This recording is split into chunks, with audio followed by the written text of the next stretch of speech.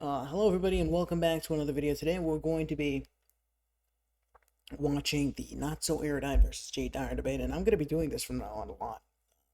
It's way easier than putting in high effort, high quality videos, right? Even though that might not be so representative of the past few videos on the channel, but this is fun. You'll get my analysis on these debates. I'll give arguments, just analysis, overall debate review. It's fun. I love watching debates, so this one is Dyer versus Not So Erudite. I'm not going to start from the beginning because the beginning is just fucking boring as shit. It kind of gets into a big yelly match. I saw a little bit of clips here and there of what happened. So I'm more so interested in the morality, ethics debate, which starts around this timestamp from what I know. So, yeah, should be fun. Necessarily attached to the highest good. I didn't say highest good. I said it's a good thing. Okay, then I'm asking you what the highest good is that determines that the GDP is better than not caring about GDP. So you're asking for my moral foundation theory? Sure. I'm a divine command theorist. From what divine command? The Christian God. And he says GDP is good? No. Did Moses come down and talk about... That's why divine command theory is...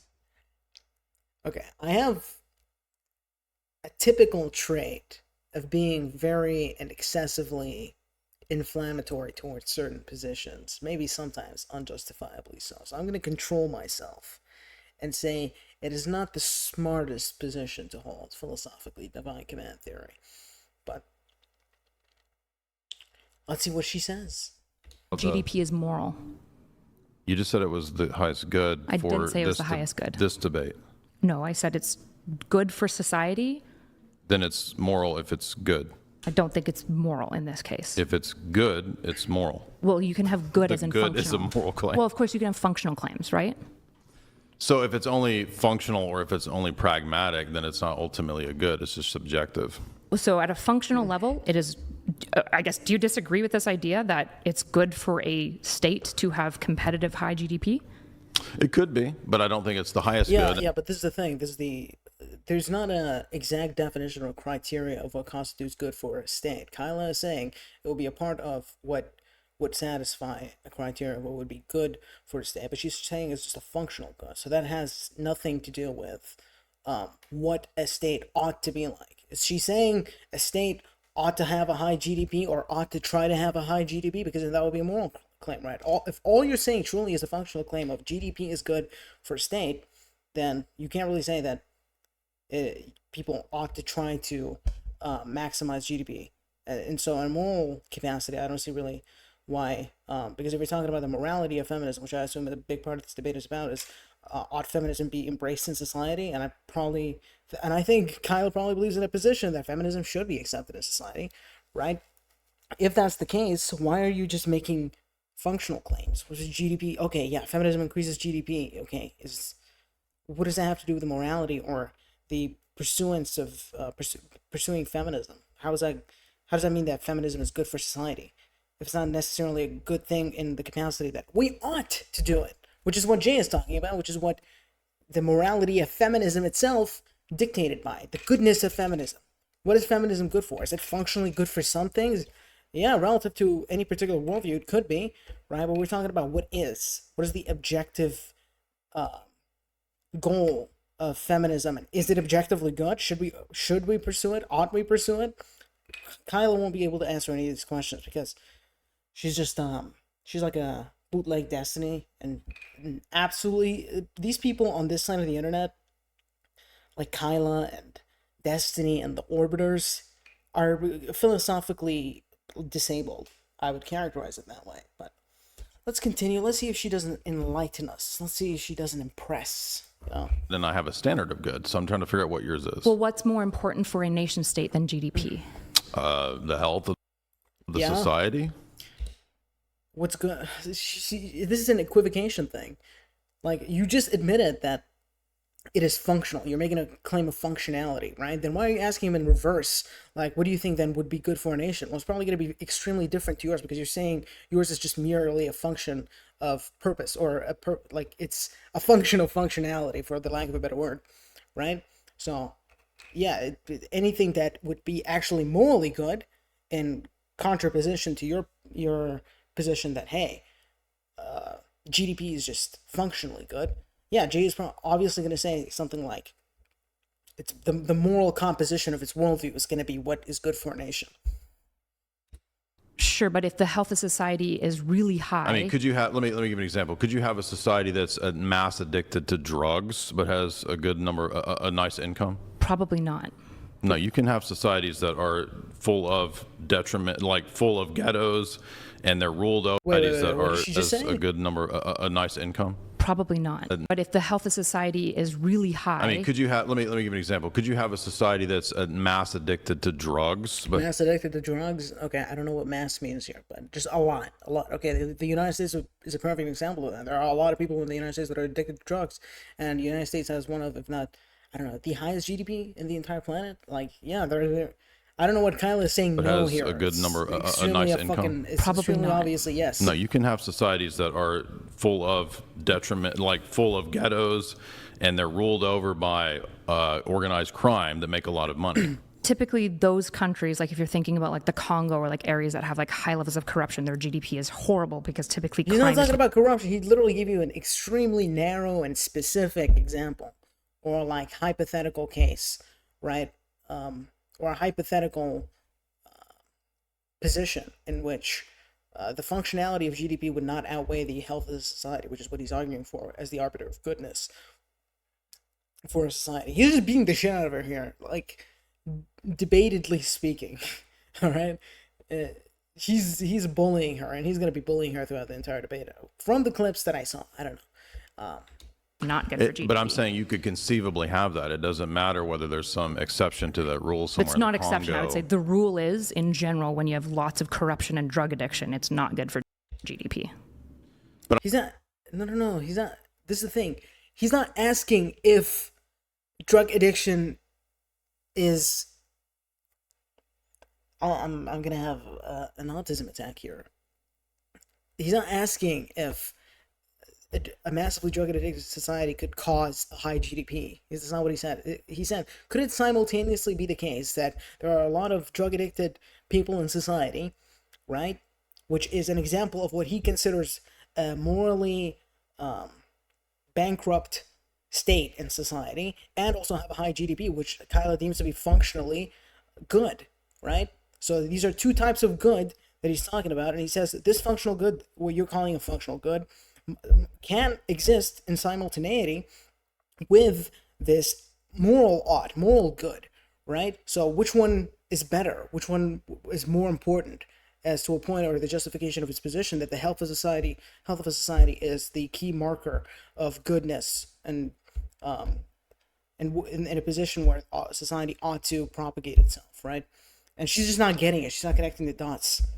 But I'm saying conceivably you could have a ruling elite that makes a lot of money from drugs, and the society itself is living in shantytown, right? I They're don't living on think that Skid Row. nation state would have high GDP. I don't think there's any. There's the oh my god, you're living there right now, right? You're living in the United States. The United States is, practically speaking, insofar as the health and the mental health and even probably the physical health of the society is concerned, they're all fucking it's shit. It's completely bankrupt of any health, morally or physically, or physiologically, whatever, mentally speaking. It's completely bankrupt of it, and yet it has the highest GDP in the world. One of, if not the highest. I don't know. All right, I'm not a fucking economist or whatever. I haven't read up on economy. Any evidence It that doesn't nation matter state. if you think that, because it's conceivable that you could have that, right? You could have a successful Yeah, she's just not getting it. oligarchy that makes a lot of money, gonna drive in and the this people point. themselves She's not don't gonna do get very it. well. Are you talking about like Saudi Arabia? Yeah, sure. Sure, but Saudi Arabia again is not nearly as competitive as somewhere like America or any Well, NATO again, country. how do we know that competitiveness for women is a good? You've just said that that's the case Out of- because it increases GDP. So I'll just So break it's it a down. circle. It's okay. If we're gonna do What? we can do Agrippa's trilemma. It's just useless. I can use it at you too, right? Well, but if I'm arguing for a moral ought on the basis of this is not a moral ought. It is. You This said is it's not. a good. If you said He gave a moral ought. You're not giving a moral ought. something is I good. said it's functional. السلام عليكم ورحمة الله وبركاته إخوتي وأخواتي الأعزاء هذا نداء الطوارئ. Yeah, What but- word? Okay, we're doing chatter. So what now word do you're you want me to use in a debate, when I say functional? No, in a debate, if you're arguing for your position, then you're necessarily arguing that we ought to follow your position. Oh, that doesn't So mean it it's is an a, ought. it doesn't mean it's a moral claim. It would be like realpolitik. Well, then it's an ought, because do you think Hang on. in a debate, if you're arguing for your position, then you're necessarily arguing that we ought to follow your position. Yeah, that is true. If you're a feminist and you're saying feminism is good for society, meaning that society ought to be feminist, right? Feminism is good for society. Why else would you hold the position that feminism is good for society if you don't believe that society ought not act in good ways or maximize goodness, right? And then she keeps saying it's functionally good. She's not making an affirmative proposition about whether people ought to do it or ought not do it, and that's the problem. Jay is saying that, hey, you actually are making that claim. No, the problem is that she's not. She's not making that claim. But that is a problem that she's not making a claim. It means she's fucking lost already. She doesn't, like, there's nothing here, okay? There's no reason for anybody to believe that feminism is good for society just because it increases GDP. Okay, why is GDP good for society? Ought anybody try to maximize GDP? Is that, like, do you have any foundation as to why people ought to maximize GDP if you believe that it is functionally good? And if something is functionally good, right, does that have any say in whether or not society ought to inherit this thing or try to implement it, right? Unless you have some kind of moral juxtaposition with this functionality, and she doesn't, right? But Jay keeps saying, hey, you are making a moral claim. No, she's not, and that's the problem. That's why she's already lost. It's like he's missing the checkmate here. Yeah, I think I said so it's it a is an unacceptable and an unavoidable. That doesn't So mean it it's is an ought. It doesn't mean it's a moral claim. It would be like realpolitik. Well, then it's an ought, because do you think we ought to follow your Not all arguments? oughts are moral. Ought we follow your arguments? As in, like, should you do what I prescribe for society? Ought we follow Yes, the just ask her that. Ask, yeah. true arguments Is that- versus the false should we? arguments? Sure. Okay. Then you're using an ought right now. Prescribe for society? Ought we follow the true arguments versus the false arguments? Sure. Okay. Yeah. Then you're using an ought right now to argue for your position. Sure, but this isn't a moral claim. You just argue that we ought. It has. If you're saying, if you agree to the question that he asked, which is, ought we follow correct arguments versus false arguments, and she's saying her argument is correct, then we ought to follow your arguments, right? We ought to believe in what you're believing in, right? To follow your position. But he should be asking rather, ought we implement your position in society? Ought we do that? Because I guess to the core, the focal point of her justification for morality or moral claims or the goodness of her very position, feminism, right? Much quicker. Still not a moral claim. It is. It's not. Oughts are morals if you're extending them to everybody in the theoretical realm of listening to the debate. Do you think that it's So we ought moral or not? not moral to have GDP? Do you think GDP is moral? I'm pointing out that your Could you position. answer my question this I have a time? different system than you, Do so it's you not going to think- apply to my system. Do you think that GDP is moral? Everything in life is conceivably or potentially moral, How is GDP moral? because you extended it to, in this argument, the highest good. I did not. You did walked it back after no, Ash for the highest good. Did she? I don't recall that. No. Yes, you did. I did not. You I said said for in a this- nation state, I guess it's like one of the higher goods. Yes. One of the higher gods for nation state. Okay. This is just descriptively true. It's not the highest good. And I've said, So, and what is the good? Jay, I don't know how to explain to you over and over that this is not a moral claim. It's real You're saying that? It's pragmatism. You're saying that, but ought we follow your argument in pragmatism here? If you want a flourishing society by and large. So we ought, logically. Sure, but it's Ought we again, logically? Okay, ought we have a flourishing society? It's sure. It, No, she can say ought we logic. She can say yes to the ought we logically and still not be making a moral claim or say that people ought to morally. Right. And because actually, like when you follow the metaphysics of the CTM, you see that there's actually no distinction between that, between the ought, like of a logical proposition and a moral, ethical proposition. Because of teleology, it's ultimately reducible to prescriptive claims, right? Ultimately reducible a prescriptive claim, something that ought to be done, right, is ultimately going to be reducible to the maximal need of reality, the maximal goodness need of reality, which is going to be reducible to self-identification or the maximization of reality in the CTMU paradigm. There is no really is-odd distinction. I already made a video about this, alleviating the is-odd distinction, right? Yeah. It's not a moral claim. It's not. Is GDP a moral claim? It can be depending upon How? the system. How is GDP a moral claim? In your system, How is you're more- arguing that what you just said we ought to follow your arguments. I don't know how many times to tell you this. Yeah, but I'm not you're making confused. a moral claim. You are, I'm and you're not. saying you're not. You're just keep telling me that I Anytime you am. say that there's an ought, That's not true. that is true. No. It is. No. Even if you redefine it as Okay, functional. how about this? You don't because- have to have a liberal society that has a high GDP. You're just going to get stomped and you'll be a failed nation state. It's Okay, you can make descriptive claims. How does that make feminism good?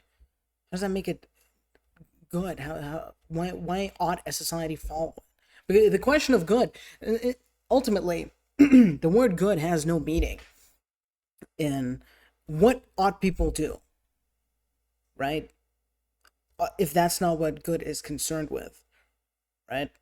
If you say that, hey, this seems to be descriptively good, this seems to be what people, this seems to be what flourishing nations tend to have, right? Okay, can you give an argument morally as to why a flourishing nation must have that in order for it to flourish? This is assuming that flourishing is the foundation of goodness here, which seems to be the case in her implicit framework here, right? If you're not going to be able to tell us why ought something be the case, why ought a nation be like this, why ought a nation become feminist, or why feminism is good for a nation, right? You can say that descriptively it seems to have these kind of results for people, and people consider these results good, but the question relies in the goodness of feminism. It really relies in what is goodness, and ought people to propagate or implement what you're calling good. And is it good? And she hasn't been justifying any of those things. It's neutral morally. Yeah, but you're missing the point about highest goods for. So is feminism neutral morally? You're saying that GDP goes up insofar as the implementation or the access of labor, or the capacity for labor for women in societies, with that increasing, that the GDP also increases. If you're saying that the increasing of the GDP is morally neutral, would you say that that feminism and the implementation of feminism is also morally neutral? If feminism is morally neutral, then well, how is it good? When you say something is good, right? People ought to do it. People ought to implement goodness, right? For society. You're arguing that. I'm not engaging in that yet. Well, that's big. Go ahead. If there wasn't an ought, descriptive reality wouldn't itself exist. The very existence of reality itself necessitates some ought, because reality for itself, in order for its own existence to occur, it must have an end for its own existence, right? This is the reality self-generation principle, something like that. The reality principle, also the self-generation of reality, the self-excited circuit, right? Reality existing means it gives itself the goal of existence, right? It needs to exist for itself. So this is a goal. This is a teleological goal. This is a purpose for reality's existence. And the maximization of this purpose is good. That's what good is, right? Because that is the greatest possible arbiter of the goodness in reality, right? You can have different layers of functionality. You can say, okay, a good microphone is a microphone that emits my audio, right? For anybody that is listening to me, okay? That's a good mic, okay? Well, what is good? A good planet does this, does X, does Y. A good theory explains this in such way. Okay, what is the greatest arbiter of good? What is the most fundamental, logically, metaphysically, what is the most fundamental necessary composition of goodness in order for goodness to be intelligibly understood or maximized, right? And that is reality. Reality maximizes the definition of goodness. Without reality's self-maximization, without reality trying to maximize its own existence, there wouldn't be any goodness. Meaning that the identification of reality is itself the arbiter of goodness, right? Because nothing else can exist independent of this capacity for self-identification. Everything is dependent on reality's necessity for self-identification. So when you say, somebody like Kyla says, it's just functionally good. It's just functionally good, right? It's like, do you understand what the word good means here? When you keep saying good over and over and over again, right?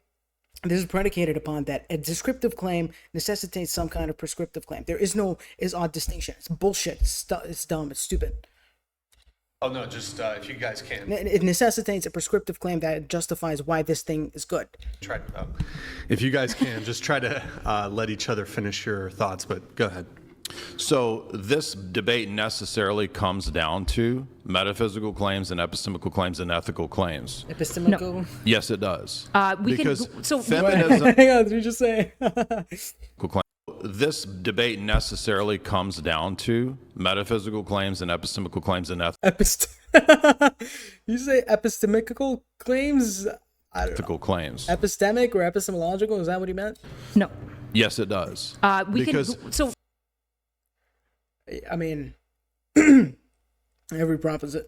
Yeah, it kind of does, but it's like every debate is fundamentally reducible to that. The very concept of constructing the topic of a debate such that there is relevancy to the topic, and then outside of that circle of relevancy, irrelevancy to the topic itself is actually kind of arbitrary.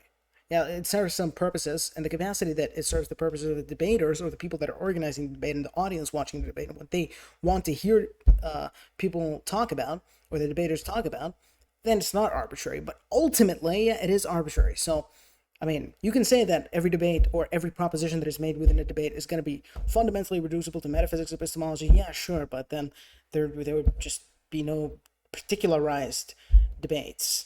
Or there would be every particularized debate possible consisting of everything about philosophy.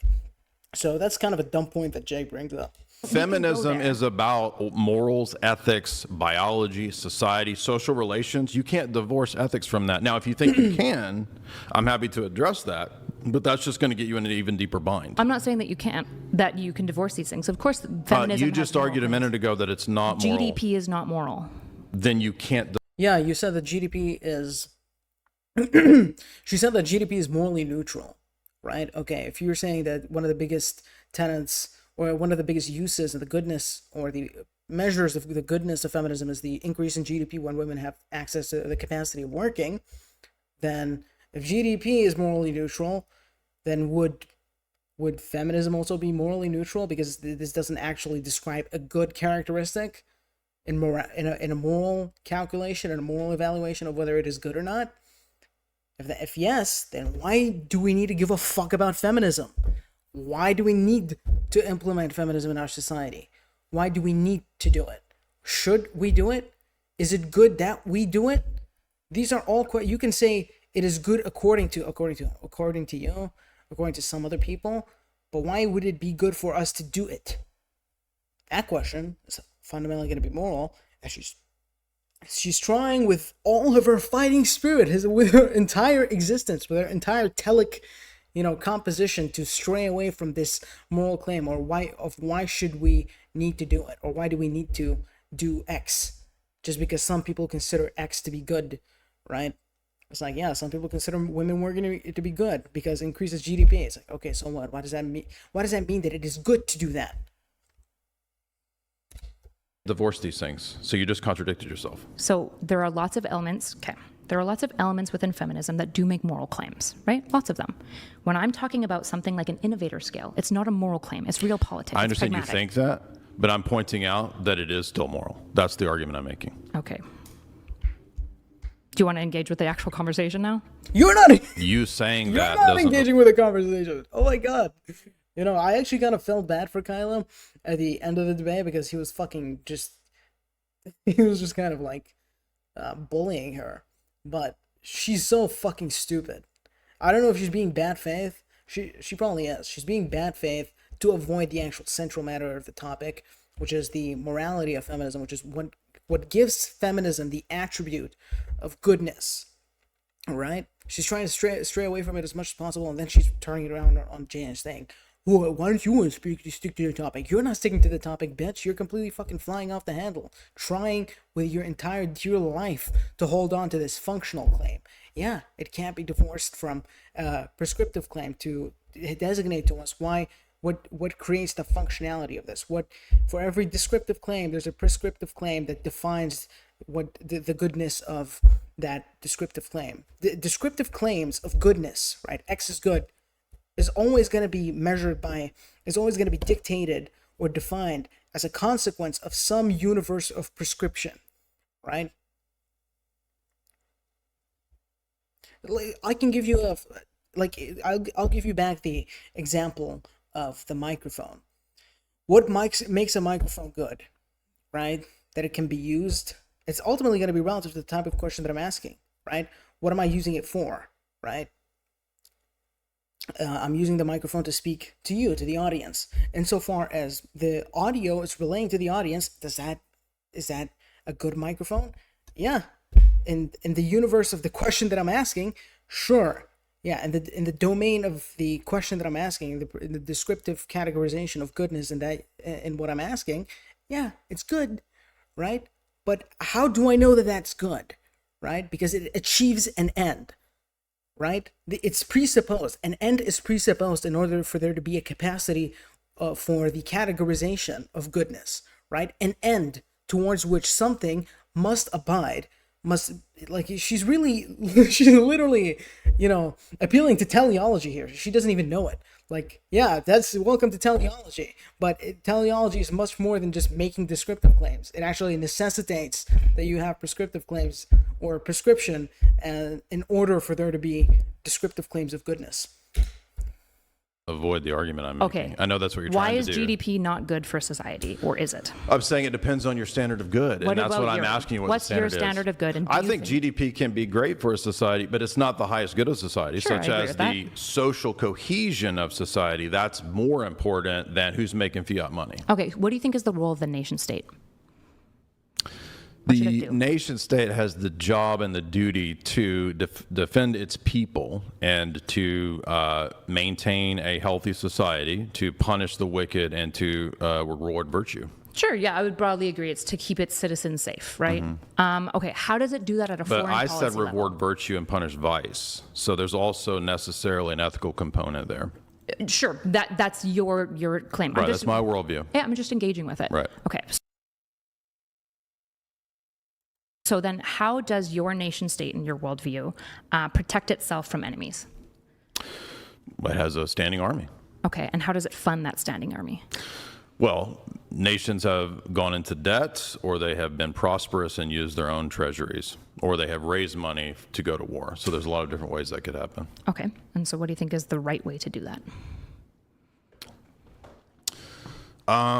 It's an oversimplification question because not everything in regard to warfare or history of civilizations is necessarily right or wrong. It's a question of what might be the best or the worst. So there can be scales. It's not Would you all say that either or. there are some things that aren't moral necessarily, some of them are just pragmatic, and then there's some things that are moral?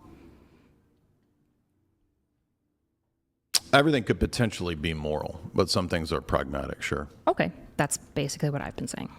Yeah, So but you we were got there. appealing to the good of a nation state. You were, again, because you were using the word good in a way that I wasn't meaning it. And even though I clarified multiple times that I meant functional, and I even said, what word would you like me to use to but describe this I pragmatic understand that concept? you think that saying that because it's functional, it removes the ethical domain, but it doesn't, is the point I'm trying to make. What Because the language- question that we're debating is whether feminism is good for society or not. Listen, it's all about maxims.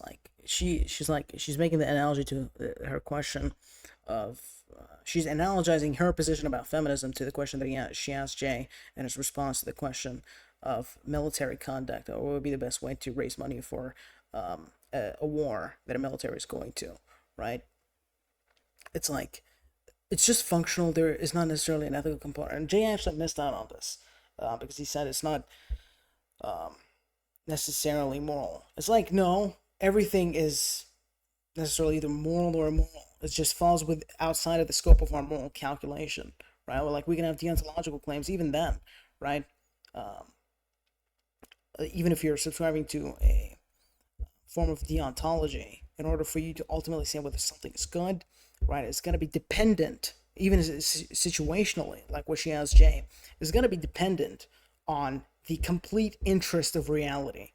Again, it's necessary to understand that reality itself is a functional language talking to itself, through itself, weighing out every possibility of maximization of existence and maximization of generalized utility, which is what reality needs in order to sustain itself and its existence. The entire point of reality. That's what the entire point of reality is. So when you're asking that question and he's responding with there are possible things where they're just morally neutral, or that there isn't a particular moral right or wrong there, it's like, no, it just falls outside of the scope. So you say it's pragmatic, right? But analogizing that to your position, all that it means is that your own worldview is outside of your scope for moral calculations. So you literally just can't tell us anything about goodness, right? So if that is outside of the scope of your moral evaluation, you can't say that feminism is good, right? Good can only be the case if it's can be objectively tracked down, categorized, and justified as something that is good for reality, or for people on Earth as parts of reality. They're conscious telers, agents, right? It's like analogizing Jay saying that in some situations there may be morally neutral things, analogizing that to your view on feminism. It's like, yeah, my entire feminist outlook is completely morally neutral, has absolutely nothing to do with goodness. It's like, okay, then feminism, there's no reason for us to believe that feminism is good based on the arguments you're giving. That's Sure. an ethical, moral Okay, claim. so going back to the chatter thing, how we have to agree about words, okay? You're now essentially assigning to me what good means, and it's obvious that I'm not No, I'm doing agreeing an with internal critique is what I'm doing. You know what that You're is? assigning to me. Do you know what an internal critique is? Tell me. So I'm criticizing your position on its own grounds. That's an internal critique. That's Does she not know what an internal critique is? How are you in a debate about feminism with Jay Dyer? How are you in a debate about feminism with Jay Dyer, and you don't know what an internal critique is? This is just lady just completely she's just clueless about everything. what happens in debates. Okay, what word would you like me to use when I am describing this non-moral functional element that is The about one nation that state? makes a non-moral position makes sense of why feminism is a good for society. We can get there, but again, we have to. You're not going to get there. Well, we can, but you're not even like, we're doing Because- chatter. We're literally, we're doing the thing I at asked the not point to do. where you don't understand the issue. That's the That's point. not true. All you've done at this point is just like, you're just weaponizing No, you admitted that the debate is about whether feminism is Trigrippus trila. good for society. That's a stumbling. moral, ethical domain right there. Sure, there are some moral elements. So when you make and arguments some about functional GDP, arguments. if it's not moral, then it's not relevant to the debate. It's absolutely moral. What It's absolutely moral. Wait, there's just a contradiction. language would It's you like moral? to use? It's oh my god, she's just so bad. She's just so clueless. It's like in her world, she thinks she's getting it done. Like, imagine being trapped in a circle, right? And in this circle, you have certain possibilities of arguments. Like, picture this as a circle of arguments, and you're here.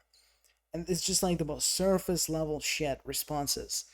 Like, trying to find inconsistencies or just doing basic hypotheticals. Imagine being in this circle, and the person that you're arguing with is talking from outside of the circle, a bigger circle. It's filled with philosophical knowledge that is necessary in order for you to actually justify your position. And you think you're fucking winning. You think, bro, I'm destroying this guy. This guy's retarded. You're getting fucking owned. You're getting destroyed. You're getting owned in reality. She has no clue what she's talking about. Clueless.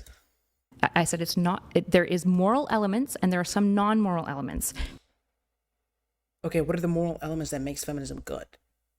GDP. So that's all that is actually relevant to the conversation. If you're going to just list things that are morally neutral, then it has absolutely nothing to do with the definition or the characterization of feminism as good or something that you should propel or arguments for which you should listen to, right? If it doesn't concern goodness categorically or doesn't entail an explanation of what contains goodness, or what makes something good, or of why people ought to do it, or why people need to do it, or why people ought to implement it, or why people should consider this thing to be good absent their own opinions or feelings, right? Then it has absolutely no relevancy to the topic of the conversation. Jay is completely right here. She's just clueless.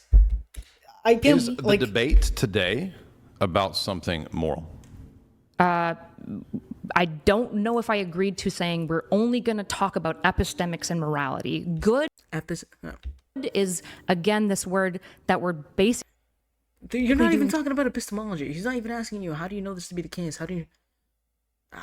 he's not even asking you, like, fundamental questions of knowledge. He's basically asking you basic questions in metaethics, right? Which, ultimately is going to be... Everything is reductive to epistemology and ontology, but the coupling of the two. But that's not what he's asking here. The questions that he's asked so far are completely within the domains of metaethics. It has nothing to do with epistemology so far. Chatter around where you're assigning a label to it, and I haven't agreed to it. I'm trying to figure out your position on the good. My position on the good is it's holistic. There are things that are good because it's functional, and there are things that it's good because it's moral. Okay, tell us the moral Is the debate shit. today feminism about the good of the moral for society? It's about, I guess, I would like to Yes. make the case for both. The answer, okay. So Okay, give us the moral. Give us the moral. That everything you Like, the functional has absolutely nothing to do with the morality. Okay, what we're interested in is not functionalism, because functionalism is ultimately going to be dictated by an overarching definition of morality or goodness, which is necessarily pertaining to some prescriptive mode of thought, some prescriptive idea of what constitutes goodness. Any form of descriptive analysis of something as good is going to be ultimately, or essentially, reductive to X satisfies Y ends, or the means by which X attains Y end. And that is that process, or the achievement of that end, is what is good. Like what I talked about when I was describing the analogy of the microphone, right? Functionally good, right? Ultimately going to be dictated by some notion of goodness that is explained by morality. It's ultimately all going to be prescriptive, okay? You've been saying for the Because at a reductive level of goodness, there is no is-odd distinction. last hour is wrong. No, because I'm making a case for the function. Reality ought to be real in order for reality to exist. That's why it's good for reality to exist. There is no external mode by which goodness can be determined other than reality's wants for itself. The basic, most fundamental metaphysical composition of anything that exists is the determination of morality or of goodness, right? Then that's why the descriptive, prescriptive is-odd gap can be actually alleviated through a morally comprehensive theory, or a metaphysically comprehensive theory that extends to morality, right? But she's just saying functionalism, functionalism. No understanding of philosophy whatsoever. No reflection. Like, you can just think about this stuff and get it. You don't have to read any philosophy. Functional element too. But the fact that you're making the case for the functional element too doesn't matter if you're also talking about the moral. You can make both arguments, and I would like Correct. to engage in. You can make both arguments. Doesn't make the latter part, or I don't know, the former or latter, which one she mentioned first, functionalism or morality. But the functional part has absolutely nothing to do with the other, and therefore it doesn't have anything to do with the debate, because the functional part depends on the moral part in order for its characterization of functionality to be adequate. The first Yeah. one. Right, because the other one is the one I'm looking at, and that's the problem for you. It's not the problem for me. You got it. Yeah, literally. That's why she has no answers to the moral questions. She just wants to stick to this so bad. The Yeah, right. No, The yes. problem with this conversation Oh my god. Just give it up. Give it up. is that essentially what you've You're done close. is you've assigned me a bunch of positions that I don't have. No. You've done a bunch of circle talk about words. You've done a couple of rhetorical flashbangs. Yeah, and you've done this, you've done that, you've done that. You haven't talked about what I've talked about. Yeah, he's telling you what you're saying is fucking irrelevant, you stupid bitch. That's what he's saying. Okay, address the arguments. Address the actual focal point of the debate, or the topic of the debate. We're not talking about feminism because some people believe it to be good because it increases GDP, and people believe GDP to be a good thing, right? Less people starve when GDP is a good thing. That's why when feminism increases GDP, feminism is good. It's like, okay, ought people not die, right? She would say yes, that ought people try to implement feminism so less people die of starvation, whatever, whatnot. It's like it ultimately is reducible to morality, and she's desperately trying with her dear life, holding on to the end of the fucking bridge so she doesn't fall off, to the edge, so she doesn't fall off. And he's calling her out because she's clueless. No idea of any philosophy, no reflection. I've noticed with these people that they have a very comfortable grip of their understanding of reality as a secular worldview. It's very comfortable and convenient. And against laymen, you can defend it pretty well. People that assume understandings of morality without actual investigation or investigative work in a philosophical capacity. It's easy to defend your position there because people just appeal to compassion and empathy and all of these things. But when somebody says, well, hey, actually, we need to justify all of it, metaphysics, morality, ethics, we need to get there, they desperately try to cling on to the pragmatism, the functionality, all that bullshit, right? Let's get to brass tacks here, okay? Let's get to brass tacks, right? Get to the fucking point. Just address the moral stuff. And now we're stuck in the situation where we can't actually talk about the ideas, which is unfortunate. You're not doing it. What ideas? You're saying it's morally neutral. It's morally neutral. It's fucking stupid. It has... Fuck you. Just to talk about... Fortunate because he's beating her ass here. He's just beating the shit. Like, figuratively speaking, it's not literal. He's not literally beating the shit out of her, but like figuratively speaking, he is beating the shit out of her here. For anybody that actually understands any philosophy or anything, basic logic, really, he is beating the shit out of her here. As you spawn into a circle, you're chasing, you're like one foot is nailed, and then the other one is going in a circle, like a cartoon. You're like a cartoon character running in a circle. If you want to like throw Agrippa's trilemma at me, you can. She keeps saying Agrippa. But I can throw it at you too. And if we do that, then the thing is, he knows what he's talking about to an extent. He's fucking retarded though. But like, at least he has some understanding of like, yeah, there's a delineation between functionality, and if you're just talking about functionality, then it has absolutely no relevance to the debate of whether feminism is good, right? At least he understands that. Then there's no point. We're at an impasse. What do you think is good? The good ultimately relates to God, the highest good. Okay, the highest good. So is GDP in direction of that or not? All things that exist are good in some way, and in some way relate to morals. But I do not believe that the GDP is the highest good for society. Okay, what is the highest good for society? Hey. Are good in some way, and in some way relate to morals. But I do not believe that the GDP is the highest good for... I don't know if he's refraining from going into the philosophical depths of this to minimize,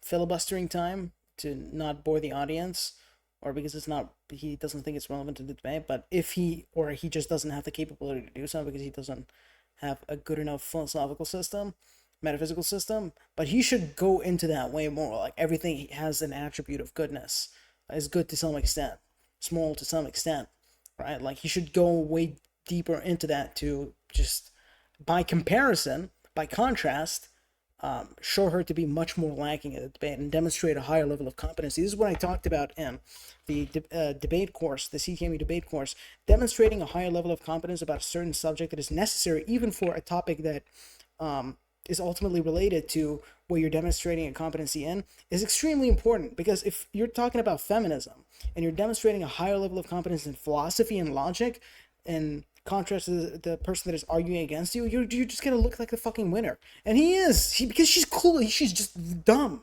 She's dumb. For society. Okay. What is the highest good for society?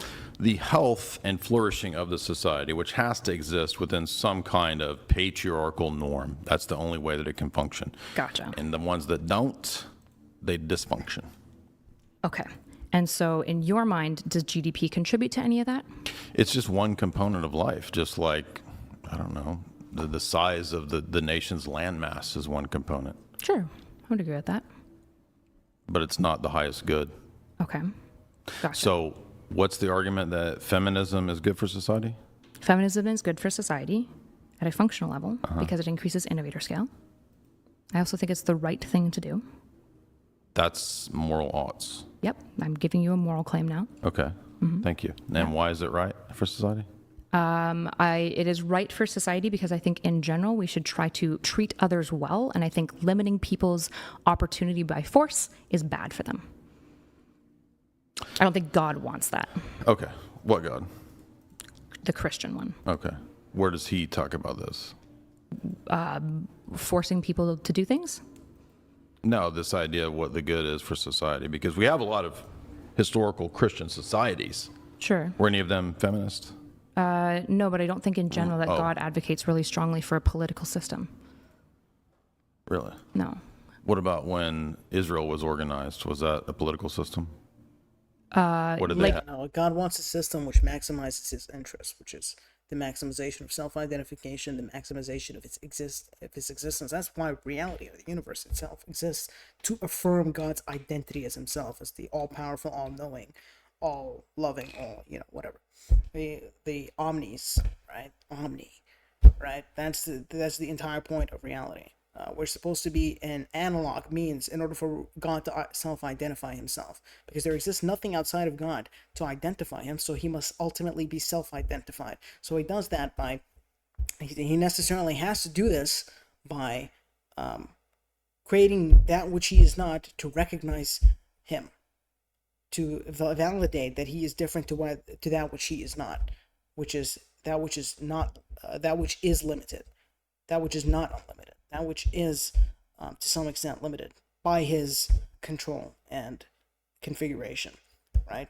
So if that's true, which it is, because the CTMU dictates necessarily that it is, logically speaking, I'm not saying it's the fucking divine command. The CTMU fell out of the sky and now we just believe in the CTMU. No, it's logically true, but given that that's the truth, given the fact that that's the truth, she's speaking from a Christian perspective. But even then, right, God wants to maximize in a Christian perspective. Let's think about it in a Christian perspective. From a Christian worldview, even though she's a Protestant, God wants the maximization of his rules, right? The maximization of his wants. That ultimately has to be configured in some kind of a political system. And any system that tries to configure these things in the capacity that they can be maximized in God's interest, then that is by definition a political system. So I don't understand what she's getting at here. In 1948, No, in the Old Testament. in the Old Testament, it was a political society. How was it organized? I'm not a Jew. What does that have to do with whether it was organized in a certain way or not? It has nothing to do with my claim. What does the Old Testament say about how God organized that society? He gave them prescriptions about how to run their life from Moses. How was that society organized? It was organized, I believe, in a patriarchal society Yes, with matrilineal correct. heritage. And it was a monarchy, Yes. a male monarchy. Yep. Okay. So, in that regard, God was not feminist, right? I've never said that God was feminist. Well, I'm asking if there's a history example of where God organized a feminist society. I mean, if Didn't she say that God wants feminism? No, she said that feminism is moral, feminism is good, right?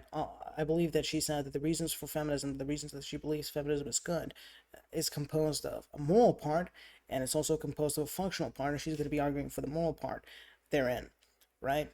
And then she said that her foundation of morality is based on divine command theory, which ultimately comes from God, and she believes that it comes with a Christian God. So if she believes that feminism is moral, and her morals come from God, then doesn't it necessarily entail that she believes God wants feminism?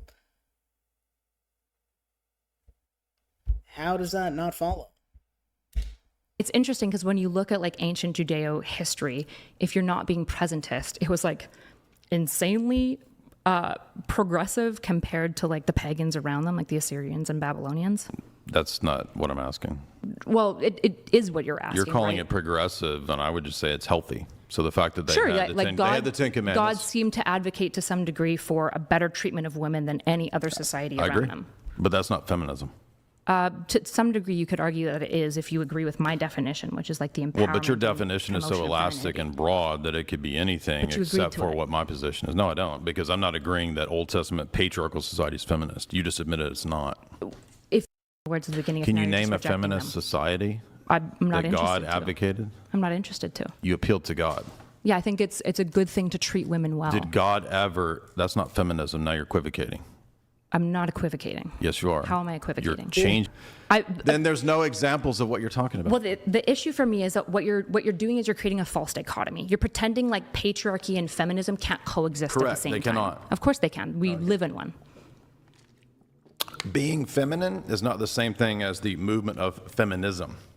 I didn't say that it is. I said that You we did. are. You said that femininity is promoted in the Old Testament, and you used that as a way to prove your I position. said it empowered women and it promoted femininity. It empowered women by creating matrilineal lines of inheritance, and it promoted femininity by making a whole bunch of female figures be viewed as these like incredible characters to like look up to, like Ruth and Deborah and stuff like that. Okay, well, there's a Which, plenty. according there's to the plenty of, definition you agreed there's to on plenty- feminism, would be feminism. then it wasn't quote progressive according to your view, because other societies worship the goddess, you and that would wanna- be more you progressive wanna- than what you said. If you want, we can go back an hour and we can redo chatter, and you can make a new definition for feminism that you like more, so that you can apply it more narrowly if you'd like. You have moved the goalpost. I have not. I From wrote it what down. feminism is. I wrote it down, to be and you agreed to it. anything that. So is the goddess feminism? I don't know what the Is goddess worship in the ancient pagan world, is that feminism? It might be. Okay, I'm not thank sure. you. I don't know anything so your about. view, Well, hold on, your, hold on. So your Hold position on. is so elastic that it could encompass any Then possible why did position. you agree to it? It's unfault because the way you framed it was Not frame it that the way. terms of this debate If you are: wanna go back an is hour- feminism good or is patriarchy good? I wrote it down. Do you want to go The back fact an that you hour? wrote it down just means that you misunderstand what you wrote down. No, that's even dumber. The issue, rather than you just being bad faith for no reason. So I'm not being bad faith. I've been debating for 25 years. It's not bad faith. completely fine to know what terms are, right? Sure, but in terms of debate, that's like 101, knowing what an internal critique is. Consistency checks are. I It's just like, didn't how do you use get into a language internal philosophical critique. debate? Hang on. I don't think you guys caught that. Sure, but in terms of debate, that's like 101, knowing what an internal critique is. Yeah, it's like, how do you get into a I- debate in philosophy? Fundamentally, something that's going to be reducible to philosophy, and you know it's going to be reducible to philosophy, and you don't even know what an internal critique is. How? How do you do that? Is that a possibility? Like, how do you do that? How do you not know what an internal critique is? Understand what like consistency checks are. I just didn't use the language internal critique. By the way, I'm the only person that's So made if we Jay want to go Dyer back an scroll hour, down, you so agreed to you this give me idea my- of chatter, give me right? my How we want to flowers. define concepts, agree to them so that we can talk about Women ideas. prattle or chatter? I'm just kidding. Go ahead. So if you agree to that and then you agree to the terms, you can change them later. I'm just going to be good faith. You can change them later if you want to. Let's just go back to the terms again and narrow it down to what we can agree to of what feminism and patriarchy means. Because Right. now, like all you're doing I is gave a very precise definition for patriarchy, right? sure, I did And you too. gave a very loose definition as to what you think feminism is, which could encompass conceivably anything that helps women. And that's an ambiguity fallacy. Then provide a different definition. Don't agree to it. In my opening statement, I said that I believe feminism is a revolutionary philosophy that destroys society. It was brought about to change society in toto and ultimately to serve into oligarchical designs and people who, and I gave sources. You can read the Rockefeller's authorized biography. They have a whole discussion That's also of Abby Rockefeller funding That's also third wave feminism in Cell Sorry, 16. how is this not just as ambiguous as the one? It's just, Yeah, she's right. She's right here. She's completely right. It's more accurate than what Kyla has said. Definitely, it's more accurate. Like, if there is a Venn diagram of what feminism actually is, what Kyla has said and what Jay has said, what Jay has said encompasses way more of what feminism actually is, and Kyla's just fucking in nowhere land, right? But still, that's still ambiguous. Just a Just revolutionary as ambiguous. system? I'm literally giving. It's not exactly just as ambiguous. But he's not giving the defining characteristics of feminism, what distinguishes it from that which feminism is not. He's saying that it's a revolutionary philosophy. Okay, it is a give the distinguishing characteristics or attributes of feminism as a revolutionary philosophy, which distinguishes it or characterizes it as not the revolutionary philosophy as other revolutionary philosophies. And he hasn't been able to do that, or he hasn't done that so far, I should say. Correct myself. You the people who funded it and the actual names of the people, like Cell 16. I don't know why you're appealing to. I don't know why you're appealing to authority right now. No, None of this it's matters. Jay is retarded. Yeah, like giving quotations. Like I refer to so many people. It's like Jay does this all the time, and I really wanted to talk about this. Actually, I really wanted to make fun of Jay because he does this all the time. He brings up a board. Look, I hear you on the board. When he says on board, you when I'm chewing, I'm right. Or he brings up a book. If you look through Jay Dyer live streams, right? He holds up a fucking book, right? When he's talking about a subject or he's giving it his opinion on a matter, right? Philosophy, politics, be it anything. He picks up a book, an old book, or an obscure book, and he reads passages from it, highlighted. He's like, he makes these old people sounds. He just makes there's every possible sound that can come out of a human's face comes out of his face while he's pointing to a book. This is what the author said. This is what the book said. It has like nothing to do with it. Nothing to do with your definition of feminism. Just saying I brought up these philosophers or these people, these writers, and authors. I give you a specific definition. It's like, no, your definition is still broad. Just because you brought up a couple of people, it doesn't make your position any more valid or your definition any less vague. That's not an authority. That's the people involved. It's not an authority appeal. Yeah, if the people You don't know what an who you authority think appeal is. funded them is an authority for the I definition gave the of people feminism, involved, like Abby Rockefeller, that who would was be an herself. authority. No, it's not. Then why are you citing them? It's a person who's in the movement. It's not just the funder. Yeah, you're appealing to authority. You right don't know now. what an appeal to. That's a fact. It's not an appeal to authority. You don't know what an you are appeal to citing authority them. is. Yeah, This is no, something- using it as a definition is an appeal to authority. Listen. This is kind of splitting hairs, because an appeal to authority is basically saying that X is the case, that X state of affairs is the case because I can refer to this group of people and they affirm it, right? X proposition is the case because I can refer to these group of people and they affirm this proposition, right? By virtue of their status or by virtue of their relevance to X thing, right? If the proposition X is dependent on these people's affirmation, or it cannot exist without these people's status or involvement or relevance, then sure, that is not an appeal to authority. But if you're giving your definition, you're saying feminism is a revolutionary philosophy that is designed to destroy society, or feminism is a revolutionary philosophy designed to destroy society and human civilization, right? And you cite a bunch of people to reinforce your definition, right? And say, in my reinforcement of this definition, I'm appealing to these people that have an authority on the matter because they're involved and they also believe in the same thing. It's like, yeah, that doesn't make your definition true, right? Even if they did, like, if they weren't involved in the propagation of feminism, right? Definition of feminism. Yeah, that's not an appeal to authority. Yes, it is. No, it's not. Yes, you it don't is. know what an appeal to authority. If I said my position is true because I cite the Rockefellers, that would be an appeal to authority, and You're that's saying a fallacy. This definition this is an is evidence, true goofus. because of the Rockefellers. But that's the problem.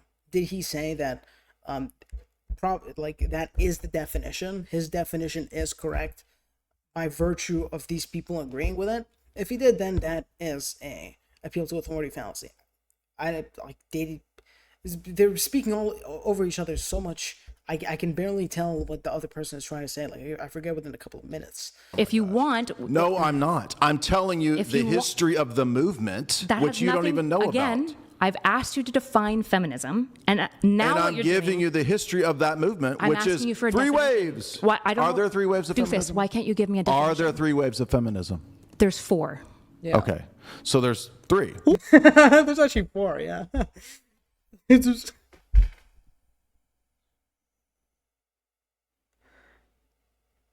Oh, this is this is so bad. How many waves of feminism are there? There are 3. What he's saying is there are only 3. She says actually there are 4, which would negate the proposition that there are only 3. He says, well, actually, there are 3. If there are 4, then there must also necessarily be 3. It's like, that's not what you meant, dumbass. We know that you implicitly meant that there are 3, right? There are 3 waves of feminism. Oh, you didn't know that? That's crazy. So there are 3, correct? she fucking cooked him here. There's 4. Right, but that would mean there's also 3, even though. Oh my god, this is so fucking. Why are they both so stupid? They're so fucking stupid. She doesn't understand any philosophy, and he's basically like a robotic retard. He's like a trained AI that is in essence retarded. Okay, he's actually not. You realize that he's just not a smart person. He can't think on the fly. That's why he needs 25 years of reading books to try to think of things, to try to use it as justifications for arguments, right? He talks incredibly slow. He can't think on the fly. He doesn't have any original positions at all. He doesn't have any original arguments or justifications for anything. He's just such a fucking idiot, right? That's why in this situation he just gets dogpiled, and she's stupid and gets dogged on here because Jay just knows more philosophy. Like he's just he has a better understanding of the crystallized knowledge of the structure of philosophical arguments and concepts, and she just doesn't know anything. There's a 4th. If she knew the same level of philosophy as him, she'd be destroying him right now. Right? That's true. 3 is less than 4. I Good know job, that. Jay. Oh my god. But the fact that there's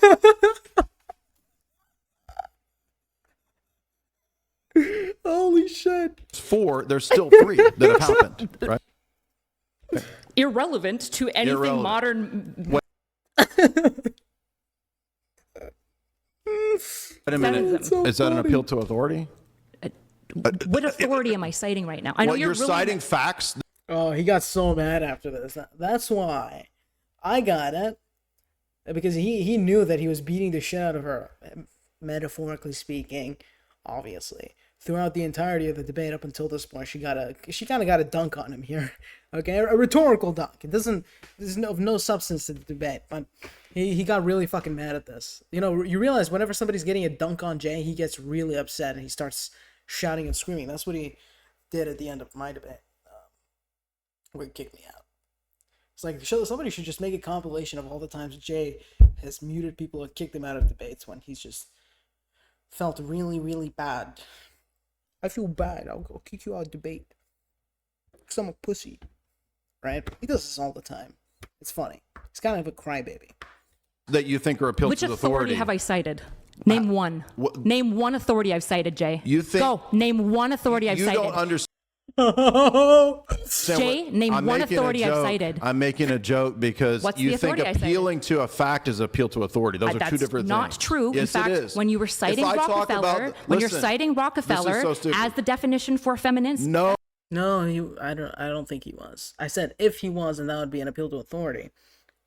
If saying that this person's involvement, or their affirmation of my proposition of the definition, my affirmation of the proposition of the definition is correct, makes it correct, then that would be an appeal to authority. I don't know if that's actually what he did. I can't recall, but. feminism, the saying you're appealing to funder is not authority. the definition, you idiot. then why are you appealing to them in any way? to prove the history of the movement Do you know and what an what appeal it to authority teaches. fallacy is? Brian, Yes, do you know what an I appeal just to gave you the authority fallacy is? example. Okay. I've been debating for 25 years. I know what the appeal to authority is. That's one right there. Okay, so See? when That's you the appeal to authority when you fallacy. appeal to irrelevant people that sound It's authority, Yeah. He just, yeah. not but aren't irrelevant. relevant, the history Do you know of why? feminism Do you isn't wanna- relevant to you giving me a definition of feminism is. that I can operate Is it a off of. historical? Feminism Do you isn't wanna- relevant to you giving me a definition of feminism is. that I Certain kinds of it is, yeah. The definition is ultimately going to be impacted by the historical use of the word, right? That is certainly true. But bringing up somebody like Rockefeller and their involvement in feminism, unless it's a historically defining moment for the apprehension or the comprehension, of feminism as a concept, it's not really that relevant to the definition. It's not really descriptively encapsulating, right? So that might be an issue on his part. I can operate. Is it a historical movement? Can you give me? Is it a historical definition? movement? Yeah, of course. Then the history is relevant to the definition, you idiot. Then give me the definition. You can do it, Let's keep Jay. nice if we can. Oh my You can do it, God. Jay. I Maybe believe this in is you. like talking to a 5. Okay, yeah, the more they move into politics, the more he fucking sounds retarded. He should have just stuck to morality. He should have pinned her down on that, right? That's really the focal point here, right? She isn't able to tell you anything about why feminism's good. That's why they reverted onto the definition of feminism, his view of the definition of feminism. But if I recall, right, they were talking about. They were talking about Kyla's view of feminism being good and its relation to God being the source of morals. Jane was trying to pin her down, and he started talking about the Old Testament, and they started talking about, well, Judaism and like the Old Testament is Judaic and whatnot. Yeah, so they kind of got into the history here, but it's not really like it's tangential. Jay should be he should be sticking her to the actual point of the debate, which she's desperately trying to dodge. She's done so successfully, and he's getting mad. He's just having an autism attack at this point. 5-year-old. Yeah. Well, you're a big boy, so this should be really easy for you. Define feminism. Go ahead.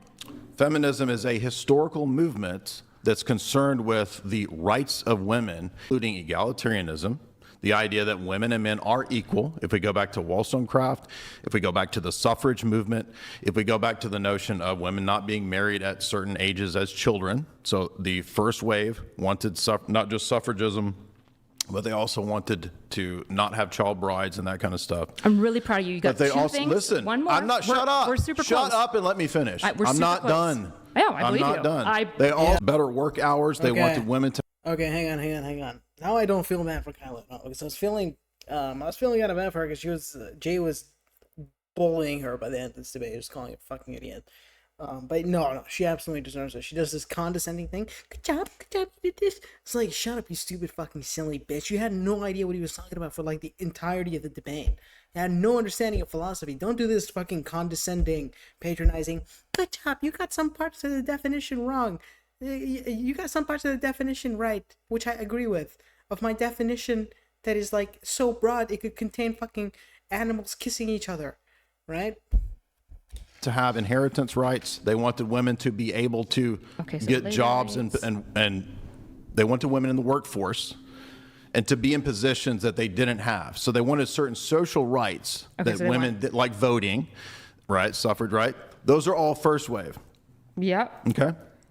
Right. This is your definition of feminism? Okay, I'm writing it down. Are you serious? I'm so dumb. You I'm asked even writing for the it down history for of it. I didn't ask you for the history. I asked you for a You definition. said that it's historical. Okay. And I'm rights giving of you women, the movements. I'm not asking for the history. I'm asking You you to, said it is historical, so I have to go back to the people. You're so dumb that you can't conceive of a position apart from the people who came up with the position. So Israel. I can define Israel without What is this going have to through do- the entire history of Israel. Feminism, while it No, does you can't. have, Actually, yes, you of can't. course you can. No, because this is for the so sake silly of conversation, because you we have to admitted it's agree a what historical construct is. movement. Therefore, it can't be divorced from the people in history. I'm not asking Do you to think divorce it came them. out of Hang this? on, the content of what constitutes Israel. Sure, it can't be divorced from the history. What is Israel? I don't think either of them understand. I don't want to sound like fucking Destiny here, but I don't think either of them are getting to what constitutes Israel is the composition of the entire history of what has been acknowledged as Israel past, future, and present in relation to its current status and the capacity of a definition, right? But that doesn't mean you need to talk about all of that in order to get at what Israel is in a marginally descriptive definition, which is useful and adequately comprehensive, right? Which is what Kyla is trying to get at, right? Both of them are right in different ways, but I mean, it's like the true definition.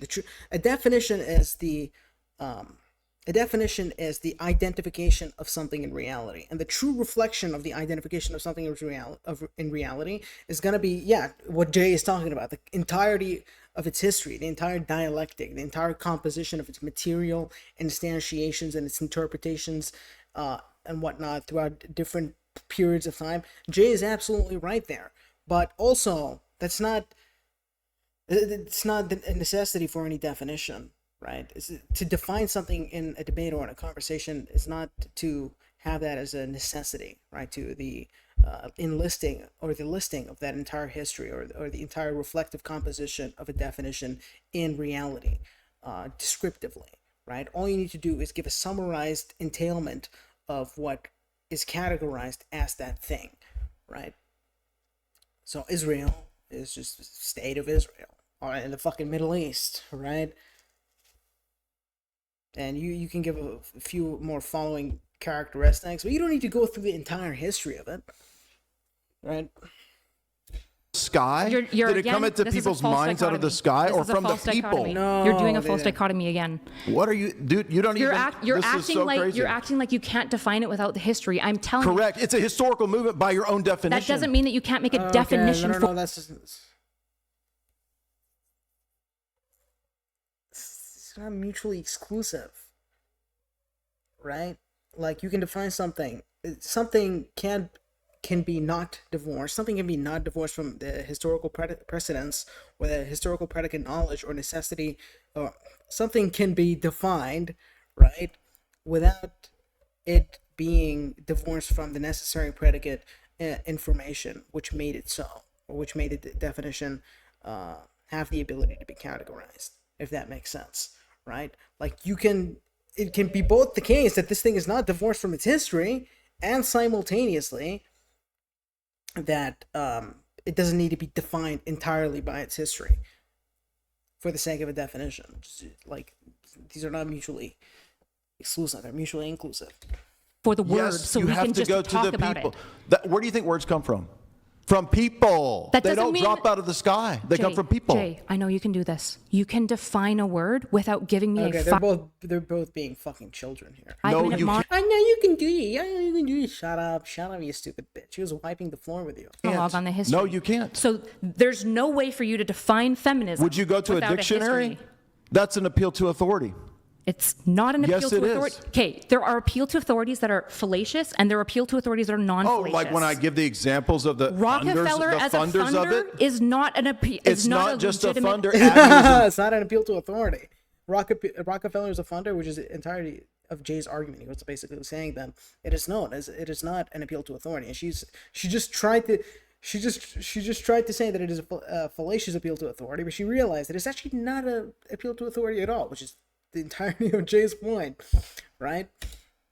involved in Cell 16. She's not just That's a why she's funder. making that face. That doesn't She's matter. That disappointed It doesn't does mean because herself. it came from them. That doesn't mean that she's a relevant authority to cite. The one who funded it and got it going at Chicago University is Funded not relevant. portions of the third wave, yes. Correct. That doesn't mean that No, she it gets comes to out of her money. No, that doesn't mean millions that- of dollars at again, Chicago University. That doesn't mean that she's the definer of feminism. I didn't say she was. I said she's. You cited her as a definer of feminism. She's involved in the third What's wave the movement. definition of and- feminism, Jay? Oh You my can do gosh, it. you're so stupid.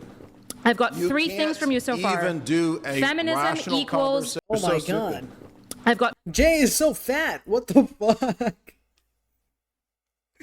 Yo, this is a chunky motherfucker, bro. Holy shit, I didn't realize how fat he was. You three can't things from you so far. Even do a Feminism rational equals conversation. rights of women. Men and women are You equal. admitted- Labor rights. I I've mentioned got three things. What I else is mentioned feminism? We can do inheritance this, Jay. in terms of first wave feminism. I mentioned yeah. child age of marriage as another element of it. Okay, so in terms of the first wave. Civil rights. Let's just call those civil rights. That's not civil rights. It's oh my gosh. It's How is that not prior to civil the civil rights? rights movement. You idiot. That doesn't mean that it's not civil rights, Jay. Oh my god, I'm it's just such a fucking stupid thing, right? It's prior to the civil rights movement. That doesn't mean that it's not a civil right. A civil right is not necessarily predicated upon the civil rights movement, right? Like, what can be constituted as civil right post the civil right movement can also be referred to as something that can be referred to as a civil right prior to the civil right movement, right?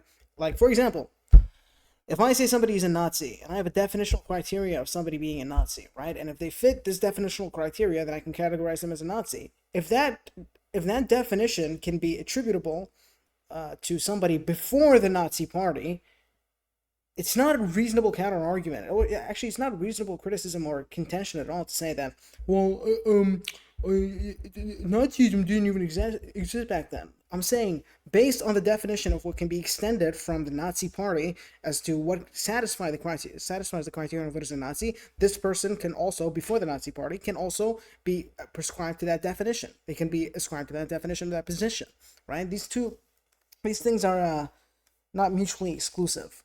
The definition of something post what it is derived from being referred to something prior to what it was derived from, or pre what it was derived from, right? It can happen. Both these things can be true. Trying to create a way to make this succinct so we can get a fucking definition because you don't like mine, which is fine. I said yours. That's why I'm just yours trying to is now too get a new broad. one. That's fine. Make your own. I'm giving the historic. I don't need my own definition. Yes, it's you your do. position, you goofus. No. You debate positions like when you debated Jim Bob, and you tell people to define your position. This is how silly you are. No, Jay. You gave a broad definition. I gave you a definition, and you which don't is too like broad. it. That's fine. Make your own definition, and then we can work from there. I don't need to make a definition. Yes, it's you not do. My position. If you have rejected my definition, you now have to supply one. Yes, I'm going to the people who came up with it. Correct. Rockefeller didn't come up with it. I said Mary Wollstonecraft in my opening statement is one of the first feminists in modern society. Wait, hang on. If you don't agree with my definition, then you necessarily have to supply one. Actually, if his argument is not contingent upon the definition that you're talking about, the definition of the word you're talking about, then no, he actually doesn't need to supply one. You're the one that needs to supply one. If he just doesn't agree with your definition of your of the term that you're using as the object of your justification for your position, then he doesn't need to supply one for you. He only needs to supply it when he's attacking it, right? Or you need to supply it so that he can disagree with it. So, like, if you're saying, well, this is my, like, Jay could give a definition of feminism that she disagrees with, right? And she'll just say, well, that's not the definition of feminism that I uphold, so you're not arguing with me. Like, this is a feminism debate between Jay Dyer and Not So Erudite. He doesn't need to supply the debate. He doesn't need to supply the definition. She needs to supply the definition. This is like the Andrew Wilson versus Destiny debate all over again, where he was like, well, you need to define an insurrection, Andrew. It's like, no, Destiny, he does not. He does not need to define that for you. All right? He's not making an affirmative proposition about it. Well, he should. Jay shouldn't be. Actually, Jay needs to supply a definition. Jay does need to supply a definition because he is making an affirmative claim about it. Do you want to supply a definition? What is this? What is this doesn't matter, Jay. Just make a definition. So the people who came up with it don't matter. They matter if you can get to getting a definition out of your fucking mouth. Why is he making the soy face? It's so fucking gay and cringe when he does this. Oh, if I just make enough gay faces, like I'm getting dicked in the mouth, that I'm humiliating the other person in the debate. Or, no, you're a 50-year-old man. Stop acting like a child. All right, you're 50. I've been given. Involuntary noises come out of your fucking face. Audible noises come out of your face involuntarily. Okay, you're that old. Okay, just act like a person. We've got four elements of feminism now. Okay, so we've got rights of women, like men and women are equal, egalitarianism, labor rights, and civil rights. Is there anything else you would like to add to that definition? As we move into modernity, we get more radical versions of this, particularly with Cell 16, which becomes almost a revolutionary terrorist movement, which wants to engage in radical action and Skittles rights, shall we say. So they move into it being Skittles as well. Okay, so now, I don't care if you reject trans rights. I don't care if you reject that or accept that. Because I'm looking at this as a historical movement, because guess what? Feminism is a historical movement. That's what we're debating. You might not believe me, Jay. I'm so disappointed about this conversation. I talked about chatter because I was interested in a good You discussion. keep saying chatter doesn't have anything to do with the fact that I did an internal critique and you didn't know what that was. And then I start going to the history of feminism, You're just and then you're saying stuff floundering. right now. Yeah, he was destroying her throughout the entirety of this debate. I'm not gonna lie. But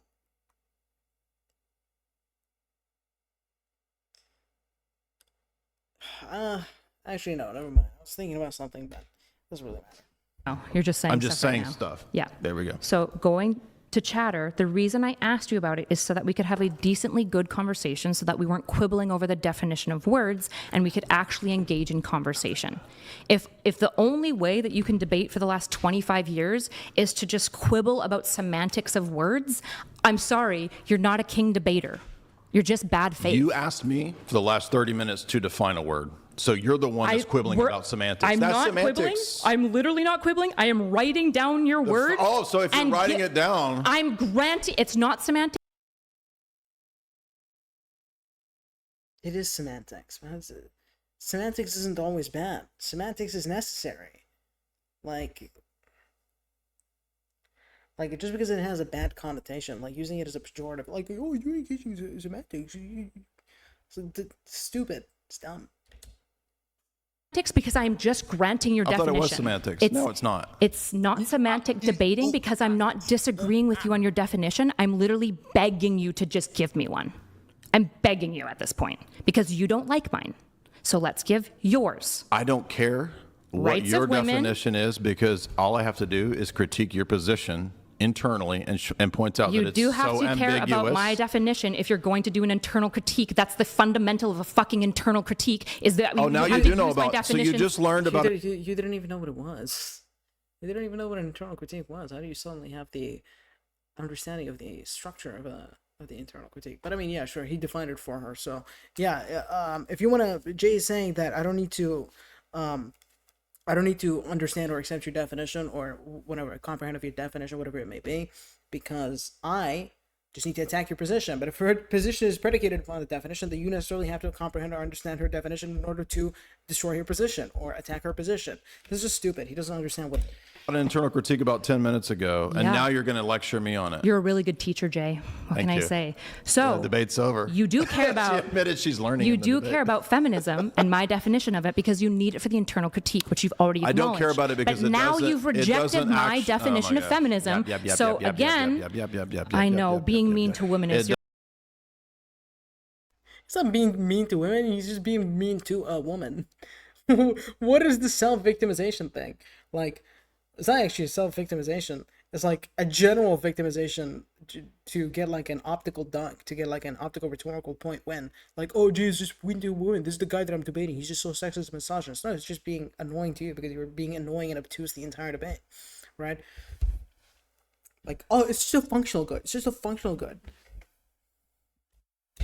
your Doesn't- fallback oh, if you now, have nothing there else we go, to ad do. hominem now, so there we go. It's not an ad hominem. I didn't say that Being you're... mean to you? No, Who's being mean to I you? didn't say you're wrong because you're being an asshole. I just said you're an asshole. Now you're getting your feelings That's hurt. not an ad hominem. My feelings It's are not fine. an ad hominem. No.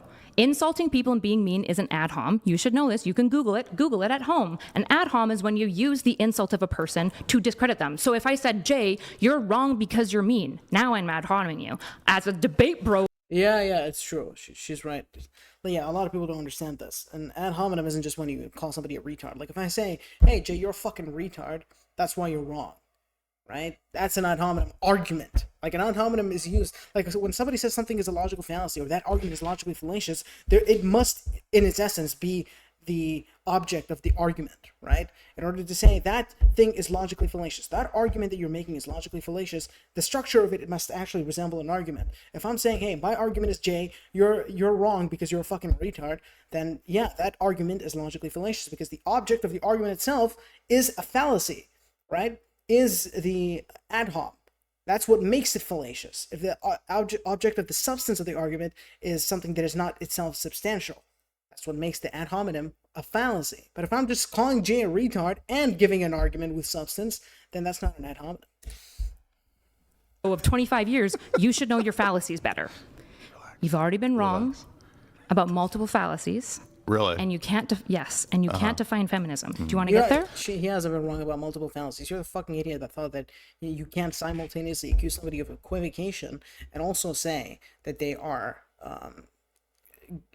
changing the goalposts. It's like, no, you're wrong about fallacies, you stupid bitch. You don't know what a fallacy is. You don't know how they work. You don't understand mutual exclusivity. You already admitted that. Yeah, it was also another thing. She did this problem of mutual exclusivity 2 times. It was with reference to the thing about equivocation and the goalpost shifting, and it was something else. I can't exactly recall, but she's done this numerous times. She just doesn't understand the idea of mutual exclusivity. That I gave you 4 elements. It seems like you have more. So you have 5 actually. I think that it seems you like actually think that you want to add. You actually think like Or are you happy maybe with this a definition? 100 IQ person that the way that you define something is you literally just look at a definition in a dictionary and then you just list it out, and that's the definition of the word. False. That's false. Really? I've never said because that. I'm giving you the entire Jay, context of the history of feminism, why? and you're saying, Yeah, but you don't need that for a definition, right? In order for a definition to be true, in order for it to be comprehensive, it must necessarily be subcategorized within that historical context and that information. I understand what he's saying. I hope a lot of people also understand what he's saying.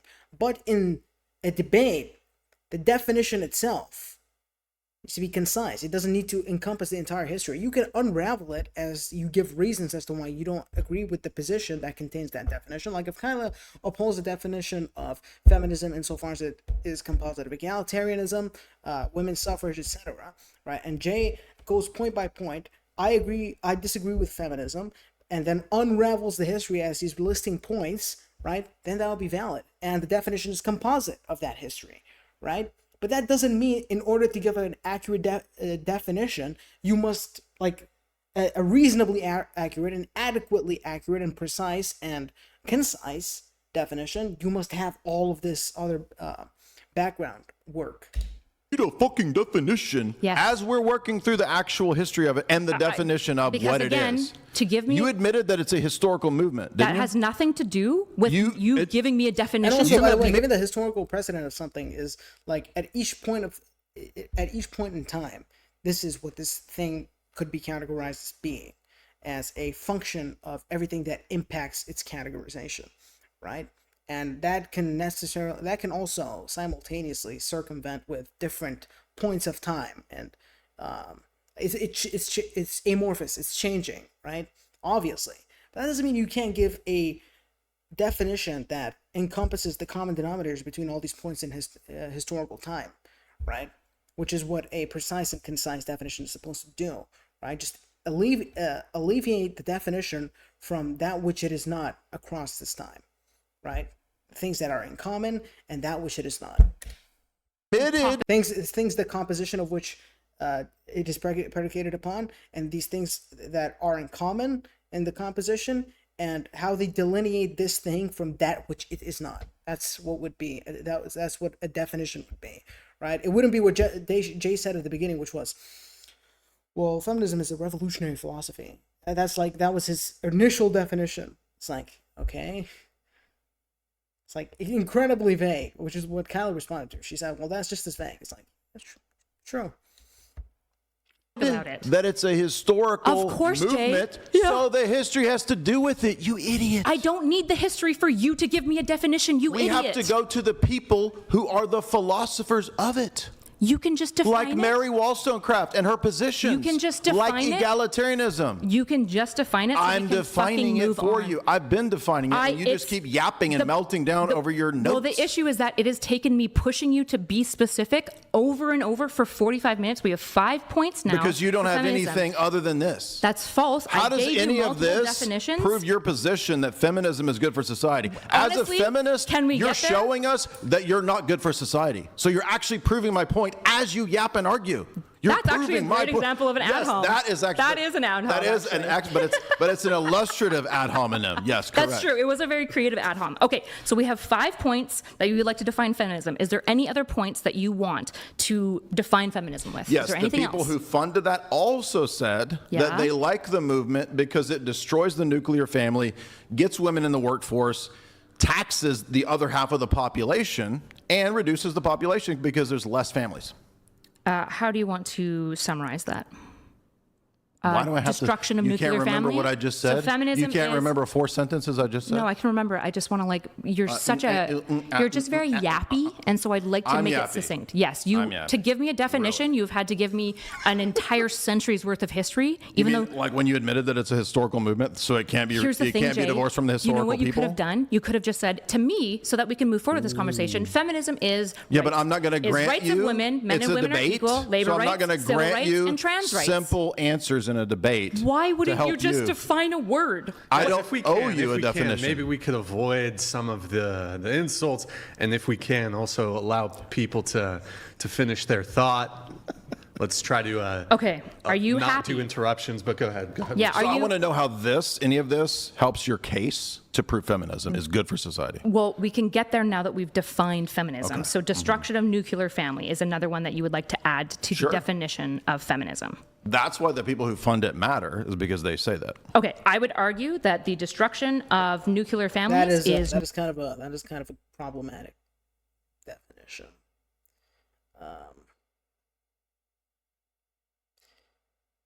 She should, as a debater, she should disagree with this, right? Because he's morally charging it without the morality in question being justified, being his positions. Like he's defining, she would disagree with the fact that feminism is destroys the nuclear family in its essence. It's supposed to destroy the nuclear family, which is what Jay is saying.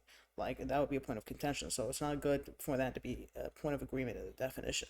Like if a definition is supposed to be agreed upon in order for you guys to debate whether this thing is good or not, like you can't already assume that it is bad inside the definition. It's just conclusive debate. It's begging the question. not inherent to most feminist movements and is bad. So I reject that part of your definition. So the people who want that in society and say that it does that don't matter. Because you have They're not the feminism that I'm fighting for. because you have a definition that is so elastic to make it anything that you think helps women. And that's why I've said you've already lost the debate, because you're elastic. The It's not empowerment. specific. That's why I actually empowerment have of to women say and promotion of femininity. So empowerment means things That like is removing obstacles. ambiguous. And promotion of It's femininity would be ambiguous. like making feminine traits viewed as respect-worthy. Like submitting to authority in men. Is that a feminine trait? No, I would not say so. Yeah, he caught her. Oh, so it's not clear. It's ambiguous. I would say So it's submission is- Yeah, literally, it could be interpreted in multiple different ways, which is not what a specific definition. You have to is define supposed it. to be characterized in the vision of your position and worldview is supposed to be characterized as. Right? Jay just demonstrated this beautiful masterclass. Yeah. She's dumb, bro. She's dumb. say submission's feminine, but I don't think to- it's to men specifically. No. Oh, okay. It would be like to any authority, right? To any authority. Yeah. Are most authority men? A lot of them are, but some So are it women. would be to men. Nope, it would be to authority. But men aren't a class. Men aren't a class. But most authorities are men, and they are submitting to that, right? So So It doesn't follow necessarily just because most authorities are men and feminine attribute is submission, and most objects of submission are men. Doesn't mean that in order for you to submit and that be a feminine trait, you need to submit to a man. Like, it would be. to yeah, men. but the idea. Okay, no, it's a logical fallacy. you love semantic wow. fights. That's how- I'm fine with you making fun of each other. That's what I've been doing. Okay. Would you like to have a productive conversation too, or do you want to just? Do you want? We I'm can having a circle the great drain. time. If you, I'm having a great time. that's fine. We can just continue to circle. Yeah, he's dunking. He was dunking on a stupid bitch. He's making a lot of bad points as well. But And how does this prove feminism is good for society? Okay, so I already said I would reject the destruction of nuclear family. I don't think it's central to most feminism. I think most, Was especially, it central to Cell 16? it sounds like it was, but I would say most fourth wave feminists, for example, are not very pro destruction of nuclear family. In fact, there's like an entire like barefoot pregnant movement within the fourth wave that is very much about embracing being pregnant, being motherhood, and like promoting that as a good thing. being Is motherhood- that the attitude that most feminists in society have? I would say a lot of young feminists are Are they directly. the most? I wouldn't. No, they're not. Most also don't want to destroy the nuclear family. Well, in academia and in Most society feminists in general, want to get married and have kids. does this worldview promote, in general, in society, in academia, and in the corporate world, the destruction of the family, or does it No. help it? It tends to promote it. Yeah, they want women to be mothers really? who can also work. Feminism promotes women in society. Yeah, in these general. two I would say- people mean different things. They mean different things when they say promote or promotion, right? She means it in the literal way. Like a feminist would say, she's saying that the majority of feminists would say, yeah, we want families, we want to have children, but he's talking about the destruction of it, or the promotion of the destruction of it, because it materially manifests in such things. The existence of feminism, or the propagation of feminism, materially manifests in the destruction of the nuclear family. So when they're saying promotion, they're talking about two different things here. So they're equivocating.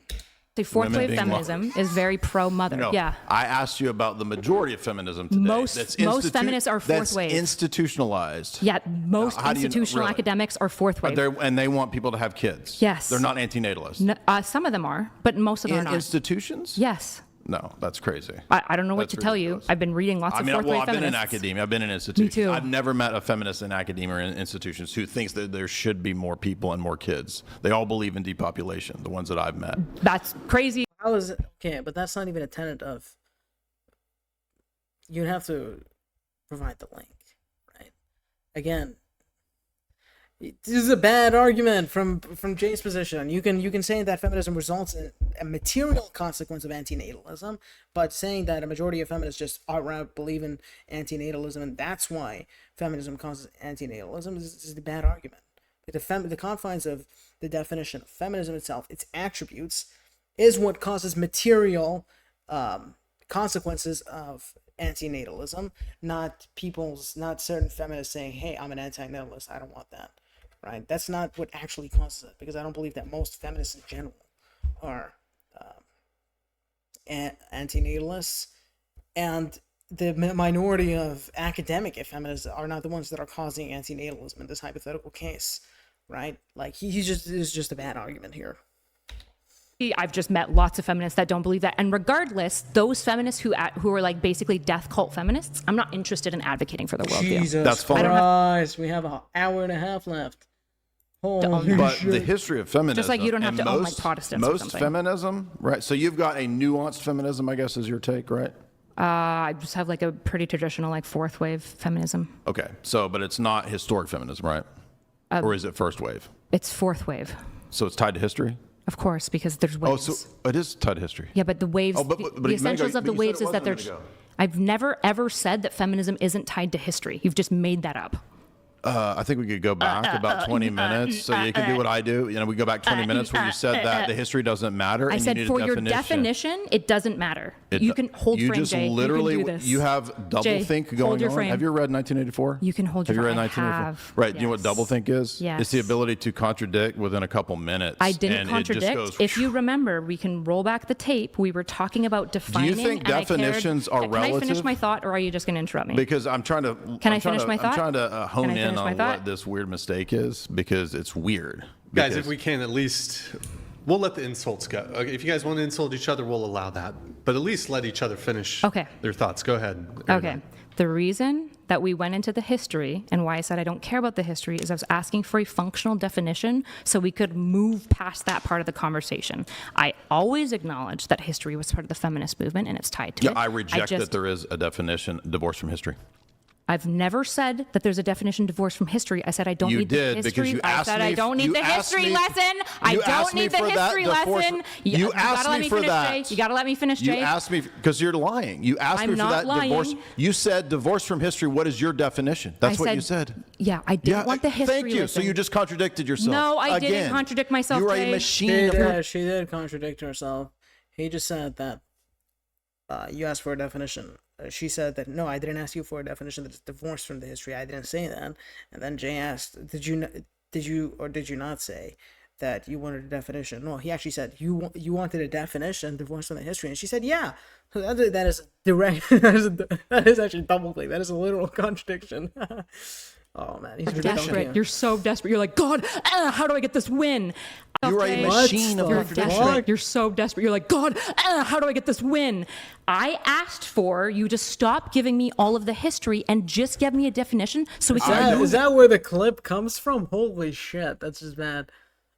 She's just like a mimicked copy of Destiny. Point by point, every mannerism, every characteristics. It's just Destiny, Destiny, Destiny. This is Destiny. I finally get it when they say Destiny's a woman. This is Destiny. The fuck Accept on. that there is a definition divorced from history, and you just admitted that. You So goofus. you don't have the brain capacity to define something without a 5-minute monologue about the You history. just admitted you can't do that. Define you idiot. Israel. Are you going to go back 3,000 I years will, to define correct, it? yes, because it's a ancient historical nation. Yes, So you correct. can't define Israel without giving me a 10-minute monologue. It's a false analogy because feminism is a not a false modernist analogy. movement. It's a modern movement. That doesn't it's not matter. an ancient civilization. That doesn't matter. It does matter. No, the You extent, just saying it the doesn't matter extent just of the shows your historical lack. Yeah, that's what time I'm talking is about. not Intellect. at all a false analogy. Extent You being are different. melting down right now because you contradicted yourself I'm melting within down 2 because minutes. you said that you had 25 years of debate history and you can't get a single fallacy Look at correct. you. You're melting down. You said You're a false, spiraling. How is that a false You're analogy? melting down. How is that a false analogy, Jay? Because it's a modern movement. It's not an ancient civilization. What does that have to do with anything when it comes to Because comparing you history contradicted for yourself. a definition? And No, you can analogize something just because they're two. Does Jay even understand how an analogy works? An analogy is when the content or the structure of two propositions or two arguments, right, are one-to-one, right? She's saying, he's saying that you can't define feminism divorced from the history, and she's asking, well, can you define Israel divorced from the history? And he's saying yes. Well, no, he actually said no, right? And then he backtracked. He said, actually, they're different.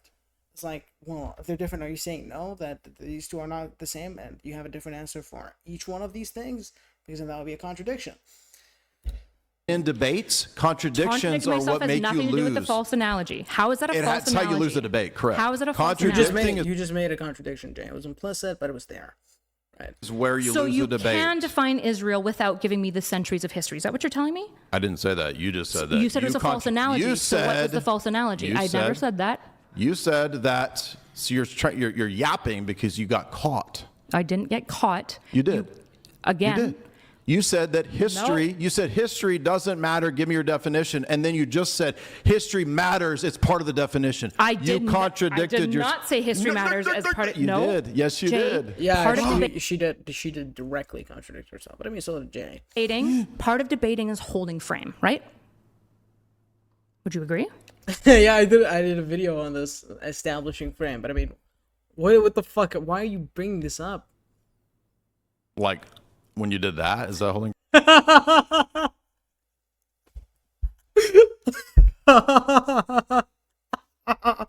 Holy shit, that's fucking you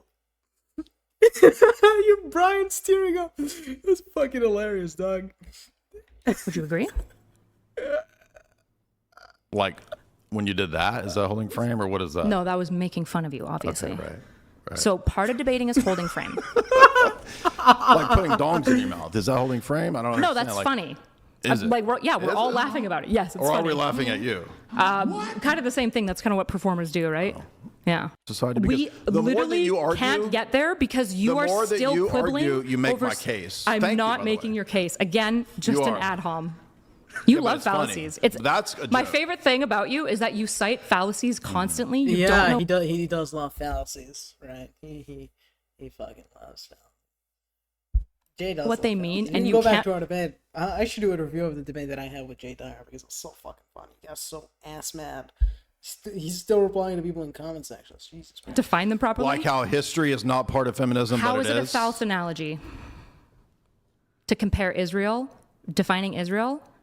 Because it's and an defining ancient feminism. nation state. Why and does the- feminism is a modern political, social, revolutionary movement. They don't compare. So why does the extent of the length And of you history? admit- Yeah, we're not saying that they're the same thing. Yeah, the word Israel and the word feminism, they're two different things and they imply different historical contexts. That doesn't mean that the analogy itself is false or invalid, dumbass, right? I can make an analogy between the functionality of a motorcycle to a car and that they're both vehicles. That doesn't mean that they're the same thing, or they don't have to be the same thing in order for them to be analogous, right? You fucking idiot. Make them Admitted- disanalogous. He's so fucking stupid. It's like, yeah, they don't need to be the same thing, be analogous. Lost the debate because you admitted that the definition can't be divorced from the history, and then you said the opposite. That means you've massively contradicted yourself within the last 5 minutes. Again, you're just making shit up. I'm glad that the made-up narrative. everybody of this story, heard you, Okay, so that's I'll do fine. this. Jay just lost the debate because he's strawmanning me and putting words in my mouth that didn't happen. Wow, I'm And you were putting something else here. really good at debating. Do you want to go back to the actual conversation? Sure. Okay, so why is it falsely analogous when you're saying that to define words, you must include the entire history to define the word? Why is it disanalogous to compare feminism to Israel? I asked you to define feminism, and I asked you to define Israel, I have no and I idea asked you if you could what define Israel Israel has to do- without this the is the 3 craziest centuries of debate history. ever. She's giving you an analogy. No, he's being intentionally obtuse. Never mind. And you said, well, it's different. It's a false Correct, analogy. it's a false analogy. Why is it a false analogy? Because they're two totally different things. Because they always do this. People that don't have the ability to tell you how something is disanalogous, they always say, "Wait, different. This thing look different, and I think about it differently, and this thing is also different. Therefore, no analogy." It's like, no, it's about how they relate to something else. If X relates to Y, and if X relates to Y in B way, and A relates to C in B way, these two things are analogous, right? It doesn't mean that X and Y and A and C are the same thing.